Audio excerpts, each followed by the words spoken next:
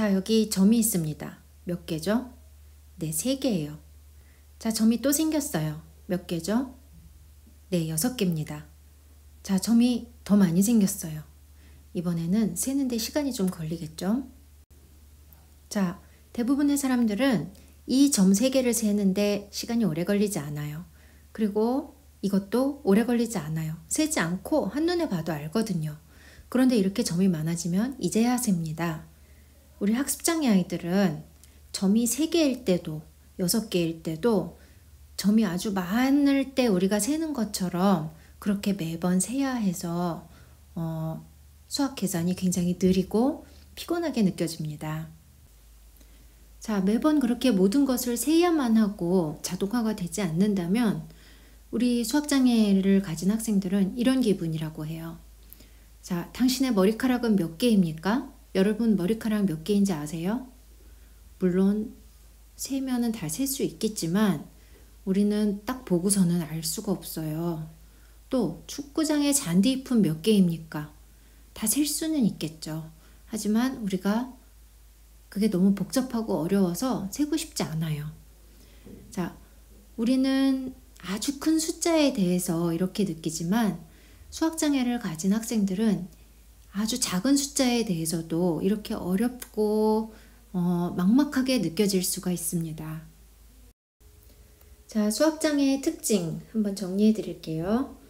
수학장애 아이들은 숫자의 순서를 이해하지 못하는 경우가 많아요. 우리가 첫 번째, 두 번째, 세 번째 1, 2, 3 이런 식으로 숫자에는 순서가 있고 양이 변한다는 것도 아는데 그 수학장애를 가진 경우 숫자의 그런 그 문자적인 상징과 양과 순서를 연결을 짓지 못하는 경우가 많습니다. 그 다음에 시간적으로도 스케줄, 과거, 미래 사건의 순서가 굉장히 그 머릿속에서 다 섞여버려서 혼란을 느낄 때가 많아요. 그래서 내가 그것을 먼저 했는지 나중에 했는지 내 스케줄이 지금으로부터 내일 혹은 모레 어떤 것들이 이제 스케줄이 되어 있는지 이런 것들이 다 뒤죽박죽이 되어서 일상생활을 하기가 어려워집니다. 그 다음에 추상적인 개념을 어려워하는데요. 시간, 방향 이런 것들이 하늘이나 땅에 쓰여 있는 게 아니잖아요. 사회적인 약속이잖아요.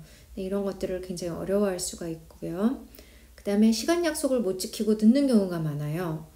뭐 한두 번 우리가 약속해놓고 늦을 수는 있는데 이 수학장애를 가진 경우 굉장히 고질적으로 늦어서 일상생활 하기가 어려울 정도예요. 근데 그 이유가 예를 들면 우리가 약속 시간이 10분밖에 안 남았는데 아직 내가 집에 있어요. 그러면 우리는 어떻게 행동하죠? 아, 늦었다. 빨리 준비하고 나가야겠다. 그래서 이제 그 행동을 빨리 하잖아요. 그 이유가 시계를 보고 남은 시간의 그 길이를 우리가 심리적으로 재고 이해하기 때문에 그렇게 행동을 하는 건데 우리 수학장애 아이들은 그 남은 시간의 길이 5분, 10분, 1시간 이것이 잘 구분이 되지가 않는 거예요. 그래서 약속 시간이 지나야지 아 내가 늦었구나 라는 거를 아는 경우가 많이 있어요. 사칙연산을 이해하는 데 어려움을 느끼는데 이것도 추상적인 것이기 때문이고요. 돈, 신용, 재정적 계획, 단장기 재정적 계획 등을 어려워하는 경우가 많이 있어요. 이게 이제 다 숫자로 하는 거고 사회적인 약속이고 추상적인 것이기 때문에 그렇고요.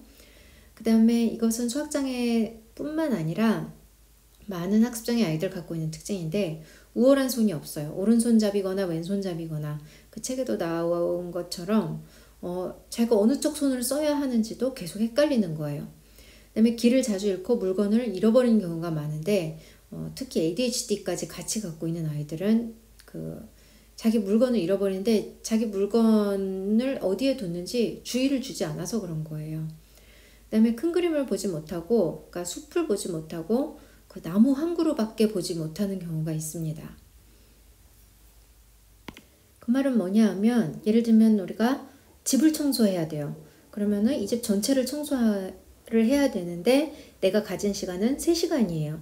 그럼 우리가 전체 계획을 짜서 하나씩 하나씩 청소를 해 나가겠죠. 그런데 큰 그림을 보지 못하고 큰 그림을 보다가 갑자기 한 나무에 빠져버리면 집 청소를 하다가 갑자기 구석에 떨어져 있는 어떤 물건을 보는 거예요. 그러면은 그 순간 집 청소에 대한 모든 계획이 잊혀지고 그 바닥에 떨어져 있는 그 물건 하나에 집중을 하게 돼서 결국에는 집 청소를 못 하게 된다는 거죠. 네, 그러한 예들이 여러분들이 읽으신 책에도 나와 있고요. 근데 뭐 누구나 그럴 수는 있는데 우리가 장애냐 아니냐를 진단을 할 때 그래서 과연 이것이 일상생활에 지장을 주느냐, 사회생활에 지장을 주느냐 이거를 갖고 우리가 지장을 줄 정도다 그러면은 그때는 그것을 장애로 판단을 하는 것입니다.